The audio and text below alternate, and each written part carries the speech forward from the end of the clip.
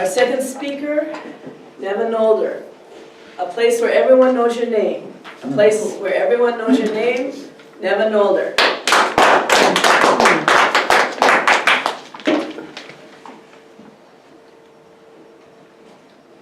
I'm going to start by doing something I probably shouldn't, but I'm going to sing. And it's a theme from a television show.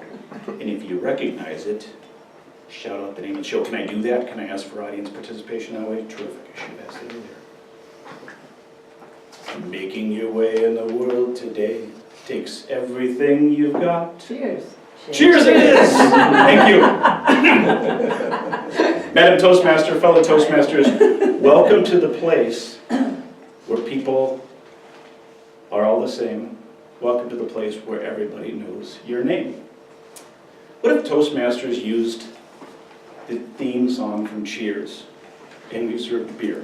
Okay, maybe that's taking it a bit far. Oh, I like it. Recently, recruiting and increasing the size of our club has been on our minds. I know, it's been on my mind.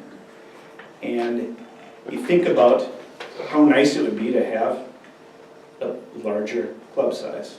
If we had twice as many folks as we do today, we wouldn't have to speak as often. What a great advantage. But there are even greater benefits. If you think about it, you look around at the way your communication is at today, and where we're doing that, and how it's affecting relations around the world, in our nation, just in our own communities. Those places are looking for people who speak one at a time, who deliver a clear message, and who listen more than they speak. Those are all things that we work on here. Those are all things that we support each other in. And wouldn't that be a great thing to pull a lot of other people into? Many people could really benefit from that. So, as I kind of think about this from a marketing standpoint, because I can't help but do that, I have to ask, how can we market Toastmasters better? There's a saying in advertising and marketing, I'm sure you'll all recognize, that says, sell the sizzle, not the steak, right? We've all heard that. Except that most of the times when I hear people talk about Toastmasters, or even see advertising, because I have seen, I believe, outdoor advertising for Toastmasters, it's really the steak, right? But Toastmasters isn't steak. People like steak, okay? But steak doesn't occur on the top 10 list and we need one of the top 2 positions on the top 10 things that people fear the most. For me, my journey, or my first interaction with Toastmasters, started years ago at General Mills. I think I was walking by one of the recruiting tables on my way into work, because they always went out like once or twice a year to recruit people.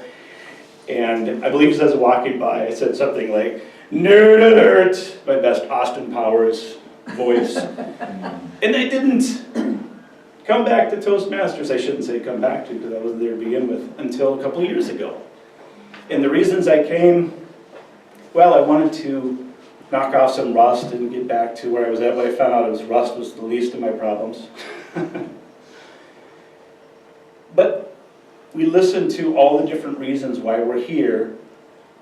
And I heard one a couple weeks ago that really summarized why I signed the check, why I put my hand on the Bible and pledged to be a Toastmaster. And it was something Erica said, actually, and that was that, why am I here? Because I was here a couple months ago, and I love the camaraderie and the spirit that was present, and I wanted all of you to be a part of my life. Nothing about speaking! Wow, how cool was that? And that's really the sizzle. That's really why we're here. A while back, we collected all these testimonials that we put on a flyer. I put on a flyer. I'll have to go back and look at that flyer now, because we're going to use that here in the not so distant future.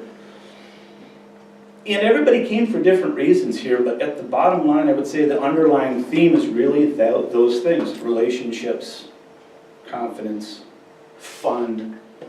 Those really are the benefits, right? Speaking, the evaluating, all that are a means to get there. It almost brings me back to Cheers again. You think about that group at Cheers. It was almost like public speaking, right? A lot of times there's a conversation with a group. And then you look at this eclectic mix, much like ourselves. You had the up-and-coming, kind of career-driven, young Dr. Crane. You had the postman, right? The guy that delivered the mail. And you had the retired coach and everything in between. That kind of looks like our club to a degree, and like many others. So what a great, mix of experience to draw from. I want to go to the final step here and challenge you now. I want to challenge you to do this. Sometime this spring, I want you to sit down and just do a real brief note on what it is. What's the benefit? What's the underlying thing that brings you here? And then share that with coworkers, with acquaintances, with family, with people in a neighborhood. Because that's really the best way to attract people. Invite them to come and visit with us. I challenge you to do that sometime this spring. I think I might try Next Door. You see Next Door? It's kind of interesting. I live in the area, so I know we get people from the area. But try and do that and see if we can't get a few visitors. If you're having trouble coming up with words for that, maybe draw from this. Sometimes you want to go where everybody knows your name, where everybody's glad you came, where everybody can see their troubles are all the same. Sometimes you want to go where everybody knows your name.